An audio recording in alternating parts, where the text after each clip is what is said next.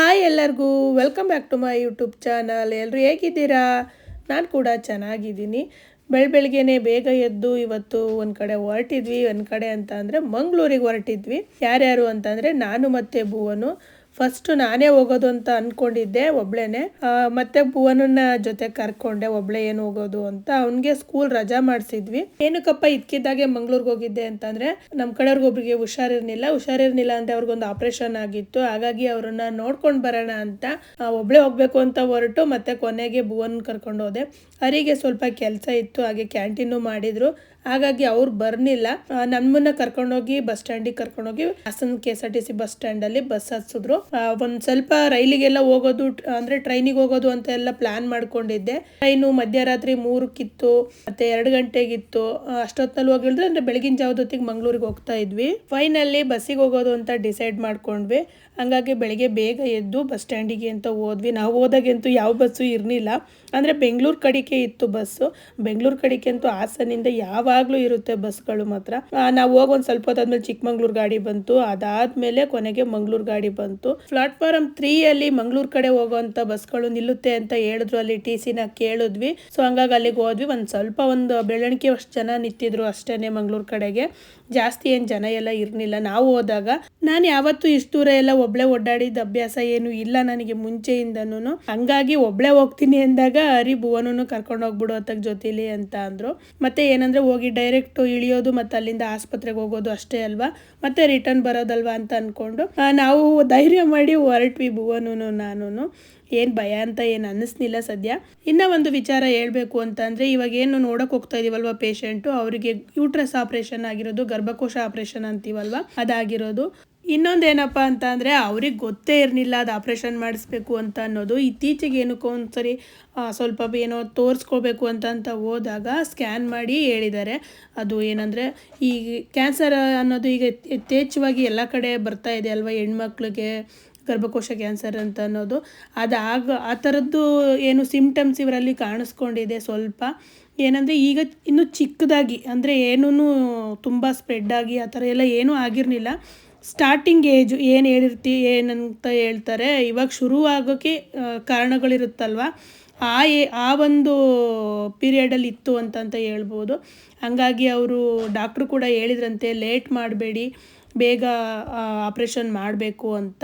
ಹಂಗಾಗಿ ಇವರು ಕೂಡ ಏನು ಜಾಸ್ತಿ ಲೇಟ್ ಮಾಡೋಕ್ಕೆ ಹೋಗಿಲ್ಲ. 1 ತಿಂಗಳಲ್ಲೇ ಬೇಗನೆ ಮಾಡಿಸ್ಕೊಂಡ್ರು. ಸ್ವಲ್ಪ ಏನಾದರೂ ಕೆಲಸಗಳೇನಿತ್ತು ಅದೆಲ್ಲ ಮುಗಿಸ್ಕೊಳ್ಳೋದಕ್ಕೆ ಅಂತ 1 ತಿಂಗಳು ವೆಯ್ಟ್ ಮಾಡಿದ್ರು ಅಷ್ಟೇ.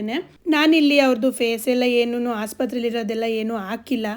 ಆಸ್ಪತ್ರೆಗೆ ಹೋದ್ವಿ ಬಂದ್ವಿ ಅಂತ ಅನ್ನೋದನ್ನ ಮಾತ್ರ ನಾನಿಲ್ಲಿ ಎಕ್ಸ್ಪ್ಲೇನ್ ಮಾಡಿದ್ದೀನಿ, ಹೇಳಿದ್ದೀನಿ, ವಿಡಿಯೋ ಮಾತ್ರ ಹಾಕಿದ್ದೀನಿ ಅಷ್ಟೇ.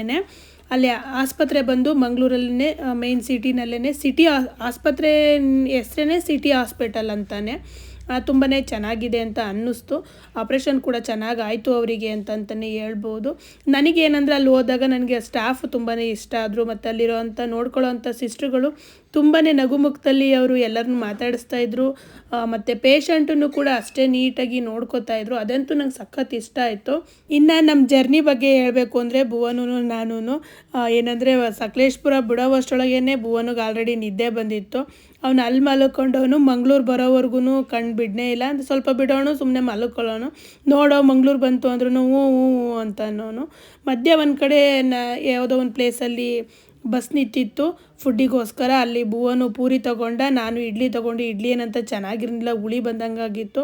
ಕಷ್ಟಪಟ್ಟು ಒಂದು ತಿಂದೆ, ಮತ್ತಿನ್ನೆಲ್ಲೂ ನಿಲ್ಸಲ್ವಲ್ಲ ಭುವನು. ಪೂರಿ ಪರವಾಗಿಲ್ಲ ಚೆನ್ನಾಗೈತೆ ಅಂತ ಇದ್ದ ತಿಂದ. ಭುವನು ಲೇಟ್ ಮಾಡ್ದ, ಬಸ್ ಆಲ್ರೆಡಿ ಹೊರಟೇ ಬಿಡ್ತು. ಮತ್ತೆ ಅವ್ರು ಬಂದು ಕರಿತಾ ಇದ್ರು. 2 ಸತಿ ಕರೆದ್ರು ನಮ್ಮನ್ನೇ. ಫೈನಲಿ ಇದು ಮಂಗಳೂರು ಬಸ್ ಸ್ಟ್ಯಾಂಡು ನೋಡಿ, KSRTC ಬಸ್ ಸ್ಟ್ಯಾಂಡು. ಫಸ್ಟ್ ಇಳಿದ ತಕ್ಷಣವೇ ಜ್ಯೂಸ್ ಕುಡಿದ್ವಿ ಭುವನು ನಾನು.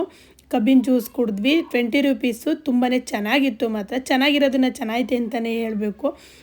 ಚೆನ್ನಾಗಿತ್ತು ಮಾತ್ರ, ತುಂಬಾ ಚೆನ್ನಾಗಿ ಮಾಡಿಕೊಟ್ಟಿದ್ರು. ಇದು ಬಸ್ ಸ್ಟ್ಯಾಂಡಲ್ಲಿ ಮತ್ತೆ ನಾವು ಕೇಳ್ಕೊಂಡು ಹೋದ್ವಿ. ಯಾಕೆ ಅಂತಂದರೆ ಬಂದ ತಕ್ಷಣ ಮತ್ತೆ ಎಲ್ಲಿ ನಿಲ್ಲಬೇಕು ಏನು ಅಂತ ಕೇಳೋದಕ್ಕೆ ಅಂತ ಅಲ್ಲಿದ್ದಂಥ TC ಅವ್ರನ್ನ ಕೇಳ್ಕೊಂಡು ಹೋದ್ವಿ ನಾವು. ಮತ್ತೆ ನಾವು ಹಾಸನ ಕಡೆಗೆ ಯಾವ ನಂಬರಲ್ಲಿ ನಿಲ್ಲುತ್ತೆ ಏನು ಅಂತ ಅವರು 5 ಅಂತ ಹೇಳಿದರು. ಹಂಗೆ ಅಂದ್ಕೊಂಡು ಮಾತಾಡಿಕೊಂಡು ಭುವನು ನಾನು ಆಟೋ ಸ್ಟ್ಯಾಂಡ್ ಯಾವ ಕಡೆ ಅಂತಲೂ ಕೇಳಿಕೊಂಡು ಬಂದ್ವಿ. ಯಾಕೆಂದರೆ ನಾವು ಫಸ್ಟ್ ಟೈಮ್ ಹೋಗಿದ್ದಲ್ವ, ಗೊತ್ತಿರಲಿಲ್ಲ ನಮಗೆ. ಹಾಗಾಗಿ ಕೇಳ್ಕೊಂಡು ಹೋದ್ವಿ. ಏನಂದರೆ ಆಟೋದಲ್ಲಿ ಹೋಗ್ಬಿಟ್ಟು ನಾವು ಹಾಸನ ಕಡೆಯವ್ರ ಥರ ಎಷ್ಟಾಗುತ್ತೆ ಸಿಟಿ ಹಾಸ್ಪಿಟಲಿಗೆ ಅಂತ ಕೇಳಿದ್ವಿ. ನಾನು ಅದಕ್ಕಿಂತ ಮುಂಚೆನೇ ಒಂದು ಸರಿ ಮ್ಯಾಪ್ ಚೆಕ್ ಮಾಡ್ಕೊಂಡಿದ್ದೆ. ಅಲ್ಲಿಂದ ಒಂದು 3 ಕಿಲೋಮೀಟರ್ಸ್ ಒಳಗಡೆನೇ ಆಗುತ್ತೆ ಅಂತ ಗೊತ್ತಾಯಿತು ನನಗೆ. ಹಂಗಾಗಿ ಎಷ್ಟಾಗುತ್ತೆ ಅಂತ ಕೇಳಿದೆ. ಅವ್ರು ಹೇಳಿದ್ರು ಇಲ್ಲೆಲ್ಲ ದುಡ್ಡು ಅಲ್ಲಿಗೆ ಇಷ್ಟು ಅಂತ ಇಲ್ಲ ಮೇಡಮ್, ಏನಂದರೆ ಮೀಟ್ರ್ ಹಾಕ್ತೀವಿ ಅದರಷ್ಟು ಕೊಡಬೇಕಾಗುತ್ತೆ ಅಂದರು. ಅಂದಾಜು ಎಷ್ಟಾಗುತ್ತೆ ಅಂದರೆ ಒಂದು 55ರಿಂದ 60 ರೂಪಾಯಿ ಆಗ್ಬೋದು ಅಂತ ಹೇಳಿದ್ರು. ಸೊ ಅಷ್ಟೇ, ಅವ್ರು ಹೇಳ್ದು ಅಷ್ಟೇ ಆಗಿದ್ದು. ಸೊ ಫೈನಲಿ ಹೋಗಿ ಹಾಸ್ಪಿಟಲ್ಗೆ ಹೋಗಿ ಪೇಷಂಟ್ನ ನೋಡಿಕೊಂಡು ಮತ್ತೆ ನಾವು 3:30 ಹಂಗೆ ವಾಪಸ್ ಬಂದ್ವಿ. ನಾವು ಆಲ್ರೆಡಿ ಹೋಗೋಷ್ಟರೊಳಗೆ ಮಂಗಳೂರಿಗೆ ಹೋಗೋಷ್ಟರೊಳಗೆ 11 ಗಂಟೆ ಆಯಿತು. ಬಸ್ ಸ್ಟ್ಯಾಂಡಿಗೆ ಹೋಗಿ ನಾವಲ್ಲಿ ಆಸ್ಪತ್ರೆಗೆಲ್ಲ ರೀಚ್ ಆಗೋತ್ತಿಗೆ 11 ಗಂಟೆ ಆಗಿತ್ತು. ರಿಟರ್ನ್ ನಾವು ಆಸ್ಪತ್ರೆಯಿಂದ ಒಂದು 3:30 ಮೇಲೆ ಹೊರಟ್ವಿ. 5 ಗಂಟೆ ಹಂಗೆ ಬಸ್ ಸ್ಟ್ಯಾಂಡಲ್ಲೇ ಇದ್ವಿ. ಬಸ್ ಬಂತು, ಬಸ್ಸಿಗೆ ಹತ್ಕೊಂಡ್ವಿ. ಬಸ್ ತುಂಬ ರಶ್ ಇದ್ದಿದ್ದರಿಂದ ನನಗೆ ಮತ್ತೆ ವಿಡಿಯೋ ಮಾಡ್ಕೊಳ್ಳೋದಕ್ಕೆ ಆಗನೇ ಇಲ್ಲ. ಸೊ ಅಲ್ಲಿಗೆ ವಿಡಿಯೋ ಎಂಡ್ ಆಯಿತು ಅಂತ ಹೇಳ್ಬೋದು. ಒಂದು 10 ಗಂಟೆ ಹಂಗೆ ಹಾಸನಿಗೆ ರೀಚ್ ಆದ್ವಿ. ಹರಿ ಬಂದು ನಮ್ಮನ್ನು ಕರ್ಕೊಂಡು ಬಂದು ಮನೆಗೆ ಬಿಟ್ಟರು. ಸುಸ್ತಾಗಿತ್ತು, ತುಂಬಾ ರೆಸ್ಟ್ ಮಾಡಿದ್ವಿ. ಈ ಒಂದು ವಿಡಿಯೋನ ಇಲ್ಲಿಗೆ ಮುಗಿಸ್ತಾ ಇದ್ದೀನಿ ಫ್ರೆಂಡ್ಸ್. ಏನೇ ಆಗಲಿ ಹೆಣ್ಮಕ್ಳುಗಳು ಕ್ಯಾನ್ಸರ್ ಬಗ್ಗೆ ತುಂಬ ಕಾಳಜಿನ ವಹಿಸಬೇಕಾಗುತ್ತೆ. ಯಾಕೆಂದರೆ ಯಾವಾಗ ಬಂದಿರುತ್ತೆ ಅನ್ನೋದೇ ಗೊತ್ತಾಗದೇ ಇರೋವಷ್ಟು ಅದು ತುಂಬ ಸೂಕ್ಷ್ಮ ಅಂತ ಹೇಳ್ಬೋದು. ಥ್ಯಾಂಕ್ ಯು ಸೋ ಮಚ್ ಇಷ್ಟು ತನಕ ವಿಡಿಯೋ ನೋಡಿದ್ದಕ್ಕಾಗಿ. ಬಾಯ್ ಬಾಯ್.